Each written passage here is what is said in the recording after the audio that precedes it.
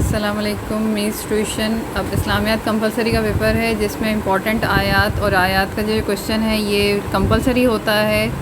A D a part 1 میں جو paper کا پیٹرن ہے اسلامیات کا اس کے لحاظ سے، باقی اے ڈی سی میں اس کا پیٹرن مختلف ہے.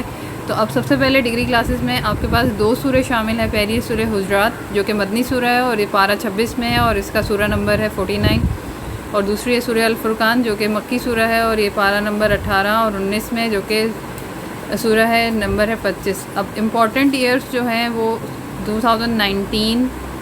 اب الگ الگ بکس ہوتی ہیں، سب کے پاس ایک جیسی بک نہیں ہوتی ہے، تو میں پیجز نمبر نہیں بتا سکتی، اس لیے میں آپ لوگوں کو ان کے آیت نمبر بتا رہی ہوں تاکہ آپ کے پاس کسی بھی رائٹر کی بک ہو تو آپ اس میں سے جا کے آیت نمبر دیکھ لیں. کیونکہ کسی کے پاس پیٹی والا کی بک ہوتی ہے تو کسی کے پاس مفتی منیب الرحمان کی بک ہے، تو کسی کے پاس حافظ سید ضیاء الدین کی بک ہے، حافظ سعید ضیاء الدین کی بک ہے، تو پھر ان بکس کے اندر پیجز الگ ہوں گے لیکن آیت نمبر سیم ہی ہوگا.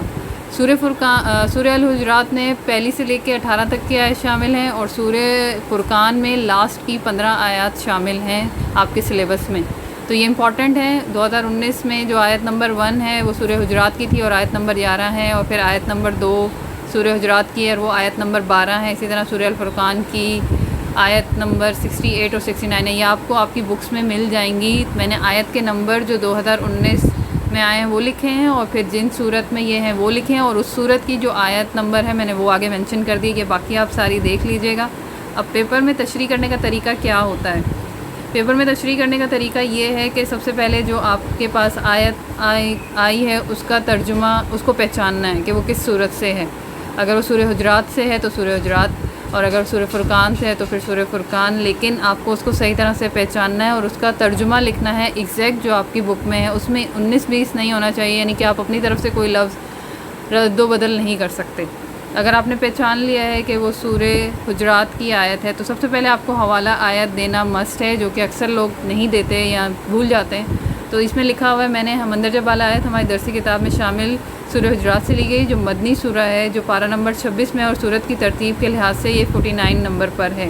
یہ آپ اگر سورہ حجرات پہچانتے ہیں تو شروع میں یہ حوالہ لکھیں اور پھر اس کے بعد شان نزول کی ہیڈنگ لگا کے اس آیت کا شان نزول لکھیں. یہ آپ کو ہر بک میں مل جائے گا.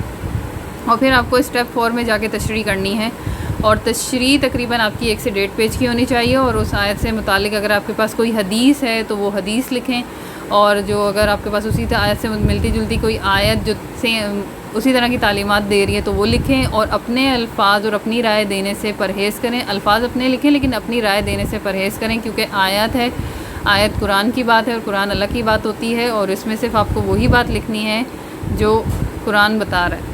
پھر اگر آپ، یہ تو میں نے سورہ الحجرات کے بارے میں بتایا. اگر سورہ فرقان پہچانتے ہیں تو اس کا حوالہ بھی میں نے نیچے مینشن کر دیا ہے، لیکن اسٹیپس اس کے بھی وہی ہیں کہ حوالہ لکھنے کے بعد آپ کو شان نزول پہچاننا ہے اور اس کی تشریح کرنی ہے.